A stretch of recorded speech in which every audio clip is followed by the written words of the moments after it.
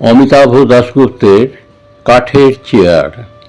কাঠের চেয়ারে বসে থাকতে থাকতে মানুষ একদিন কাঠ হয়ে যায়। তার পায়ের আঙুলগুলো শিকড় হয়ে চারিয়ে যায় মেফের ভিতর। তার কোমর থেকে সেদিরি পরাণ গদে নাটা করতে করতে একদিন তাকে পুরোপুরি এঁটে ধরে তক্তার সঙ্গে। কুরকুর কুরকুর কুরকুর কুরকুর ঘুম পোকা ঘুরতে থাকে তার আশির নখর। কাঠের চেয়ারে বসে থাকতে থাকতে একদিন পুরোপুরি কাঠ হয়ে যায় সে। তখন কেউ তাকে চড় মেরে চলে যায়, সে রাগে না। সমর্পণ নিয়ে নারী এসে কাছে দাঁড়ায়, সে কেঁপে ওঠে না। টালমাটাল পায়ে শিশু ছুটে আসে, সে দুহাত বাড়িয়ে দেয় না।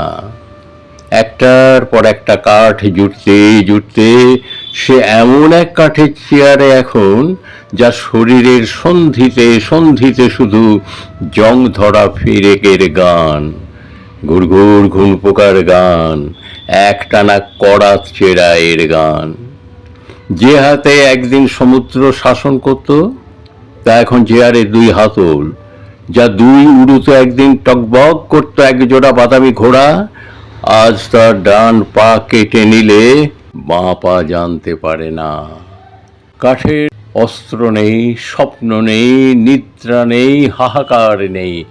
একটু কষ্ট করলেই জানলায় দাঁড়িয়ে সে দেখতে পেত স্যান্ডা কালো বেঁটে মাঝারি উটের মতো পরিশ্রমী মানুষ, মানুষ আর মানুষ। কিন্তু কাঠের চেয়ারে এই হলো মুশকিল, সে জানলা অবধি হেঁটে গিয়ে দাঁড়াতে পারে না।